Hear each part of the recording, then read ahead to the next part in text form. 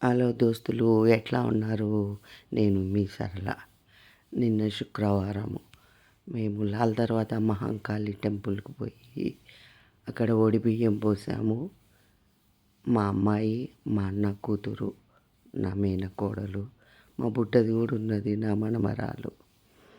అక్కడనే బియ్యం కలిపి, అంటే ఇంట్లో కలపొద్దని పంతులు చెప్తే సరే అక్కడికి అన్నీ తీసుకొని పోయి అక్కడనే కలిపినాము. చాలా రష్ ఉండే గుళ్ళ, చాలా అంటే విపరీతమైన రష్. లాస్ట్ మూమెంట్లో ఇక గుడి బంద్ అవుతుంది లోపల అమ్మవారిది అని ఆ టైంలో పోయినాము.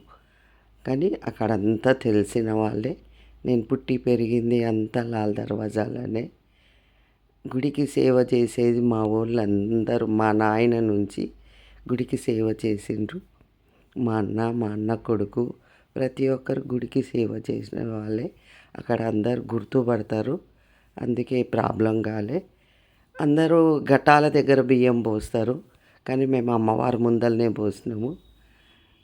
పంతులు అక్కడ పోయినరమ్మా అంటే లేదు, మేము ఎప్పుడు ఇక్కడనే పోస్తామని అక్కడనే అమ్మవారి ముందర పోసినాము. అక్కడి నుంచి మేము అమ్మవారి దగ్గరికి తీసుకొని బియ్యం కలపడం కంప్లీట్ అయిపోయింది. ఇంకా మా పిల్లలు బియ్యం పట్టుకొని అమ్మవారి దగ్గరకు పోయినరు. అమ్మవారు చూసే అందం కాదు, దగదగ మెరిసిపోతుంది.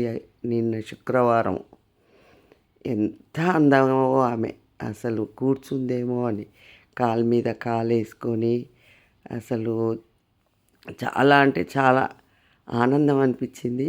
కానీ ఎప్పుడూ అట్లనే ఉంటుంది ఆమె అందమే అట్లా. మా పిల్లలు ఇంకా వాళ్ళు బొట్లు పెట్టిండు పంతులు, గోత్రనామాలు చదివించుకుండ్రు.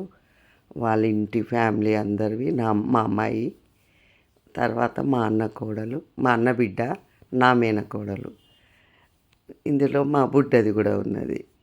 అందరు కలిసి గోత్రనామాలు చదివించుకుంటే పంతులు చూడండి, మనం ఎంత బియ్యం పోస్తామో పంతులు పోసే విధానం చూడండి మీరు.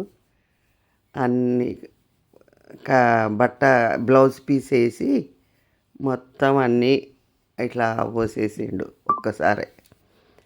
మనమేమో ఇట్లా మొక్కుకుంటా దోశలతో పోస్తాం కదా, వాళ్ళకి టైం లేదు, విపరీతమైన రష్.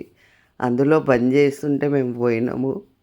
సరే ఇక తెలిసిన వాళ్ళని పంతులు ఏమనకుండా బియ్యం పోసిండు. అలా అంటే చాలా హ్యాపీ అనిపించింది. నా కూతురు చీర కూడా తీసుకెళ్ళింది. అక్కడ చూడండి, మనం చీరలు కొనుక్కోవచ్చు అమ్మవారి దగ్గర. నేను కూడా ఒక చీర తెచ్చుకున్నాను నిన్న. మా అన్న బిడ్డ కూడా ఒక చీర తెచ్చుకుంది అక్కడ. కానీ చాలా ఆనందం అనిపిస్తుంది ఆ గుడికి పోతే. ఏదో మా పుట్టింటికి పోయినట్టు అనిపిస్తుంది, ఎందుకంటే పుట్టి పెరిగింది అక్కడనే కదా. ఆ అమ్మని చూస్తే ఏదో ఒక ఫీలింగ్, అమ్మ ఉంది అందరినీ కాపాడుతుంది. చూడండి, కాలు మీద కాలు వేసుకొని దర్జాగా కూర్చుంది. ఈ గుడి చరిత్ర మీ అందరికీ ఒకసారి చెప్తాను నేను. చాలా అంటే చాలా సేవ చేశారు మా ఫ్యామిలీ అంతా. బంగారు బోనం కూడా మా ఇంట్లోనే 15 రోజులు నిష్టగా ఉండి తయారైంది.